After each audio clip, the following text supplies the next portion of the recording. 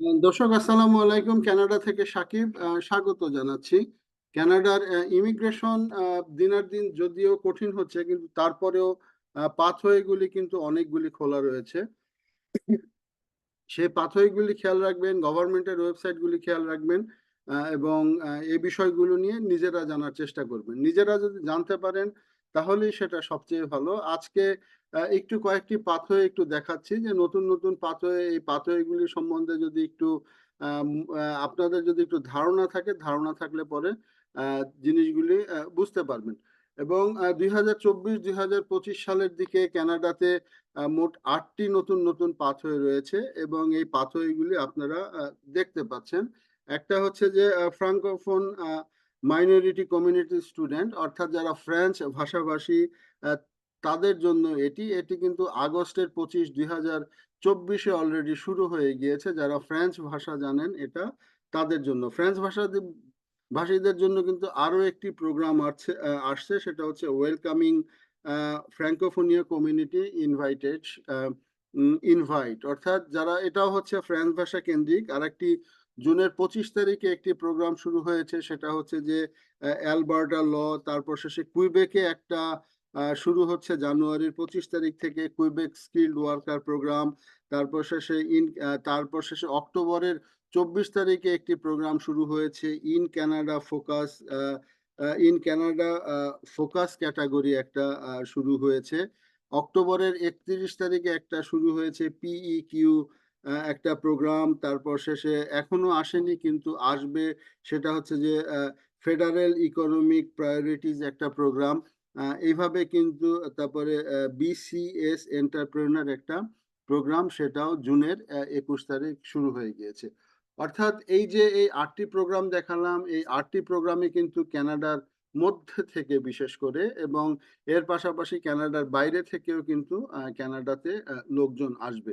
তো আমরা আমাদের ভিডিওতে যে কথাটা সবসময় বলি, যে সেটা হচ্ছে যে কানাডায় আসতে হলে প্রথমে নিজের জানতে হবে, কে কি বললো সেই কথায় কান দিলে হবে না। এবং এই সিআইসির যে ওয়েবসাইটটা দেখতে পাচ্ছেন, এই সিআইসি নিউজ, এই ওয়েবসাইটটা মাস্ট দেখবেন।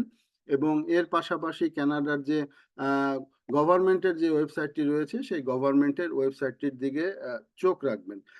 এখন অনেকেরই ধারণা যে কানাডার ইমিগ্রেশন বন্ধ হয়ে গিয়েছে, কানাডার ইমিগ্রেশন আর হচ্ছে না। বিষয়টা কিন্তু মোটেও সেরকম না। কানাডায় হচ্ছে, অবশ্যই হচ্ছে, কিন্তু কথা হচ্ছে যে যাদের যোগ্য, যারা তাদের হচ্ছে, অযোগ্যদের হচ্ছে না। এবং ফ্রেঞ্চ ভাষার কিন্তু এই মুহূর্তে অনেক ডিমান্ড কানাডাতে, এই মুহূর্তে অনেক ডিমান্ড। তবে যে শুধু ফ্রেঞ্চ ভাষা জানলেই হবে তা না, এর পাশাপাশি আইএলটিএসেও, ইংরেজিতেও দক্ষতা সম্পন্ন হতে হবে। অর্থাৎ ক্যাটাগরিগুলি আপনার নিজের সিলেক্ট করতে হবে, যে কোন ক্যাটাগরিতে আপনি কানাডায় আসার যোগ্য। সেই ক্যাটাগরিগুলি যদি বুঝতে পারলে কিন্তু কানাডাটা আপনার জন্য সহজ হয়ে যাবে। অর্থাৎ কারো কথায়, কারো প্ররোচনায় কান দিবেন না, কারণ এখন আসলে ইন্টারনেটের যুগ। সব সব সব তথ্যই কিন্তু আপনি ইন্টারনেটে পাবেন, জাস্ট একটু সার্চ করবেন। যেমন যেটা বললাম যে সিআইসি নিউজ, এটা একটি অত্যন্ত অথেন্টিক জায়গা। এবং এই জায়গাগুলিতে যদি খোঁজ করেন তাহলে অবশ্যই কানাডা সম্বন্ধে কিন্তু ভালো একটা ইনফরমেশন পাবেন। আর এর পাশাপাশি হচ্ছে গিয়ে যে গভর্নমেন্টের যে ওয়েবসাইটটা, সেটা হচ্ছে www.cic.gc.ca। এই দুইটা জায়গায় যদি চোখ রাখেন কানাডা সম্বন্ধে অবশ্যই জানতে পারবেন। তো মনে রাখবেন যে কানাডার ইমিগ্রেশন পলিসিটা এখন আর আগের জায়গায় ফিরে এসেছে। আমি বলবো আগের জায়গায় নেই সেটা না, আগের জায়গায় আবার ফিরে এসেছে।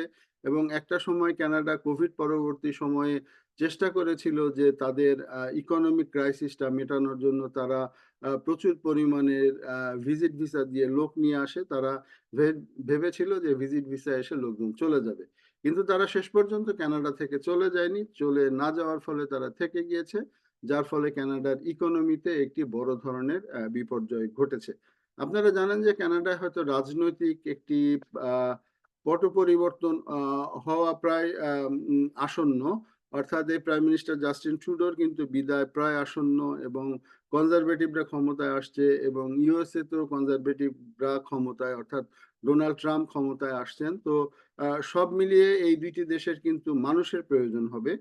মানুষ ছাড়া কানাডা কখনোই চলতে পারবে না, কারণ কানাডার জন্মহার কিন্তু ঋণাত্মক, অর্থাৎ কানাডার মধ্যে যারা আছে তাদের সন্তান জন্মদানের হার খুবই কম।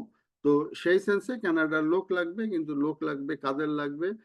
যে লোকগুলি কানাডার ইকোনমিতে প্রয়োজন, সেই লোকগুলি।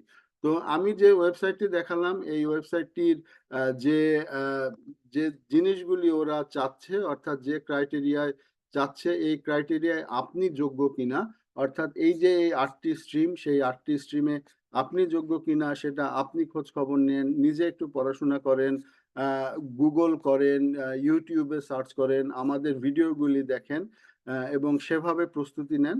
সেভাবে প্রস্তুতি নিলেই কিন্তু কানাডায় হবার সম্ভাবনা রয়েছে। আহ, বড় অপরচুনিটির দেশ কানাডা এসে বসবাস করার জন্য। হ্যাঁ, এই মুহূর্তে কানাডায় কিছুটা সংকট যাচ্ছে, কিন্তু এই সংকট কিন্তু ভবিষ্যতে থাকবে না। কানাডা সেই সংকট কাটিয়ে উঠে কিন্তু আবার তার নিজের জায়গায় চলে যাবে। তো দর্শক, আজ এ পর্যন্তই।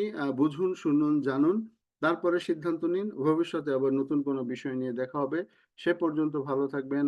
আসসালামু আলাইকুম।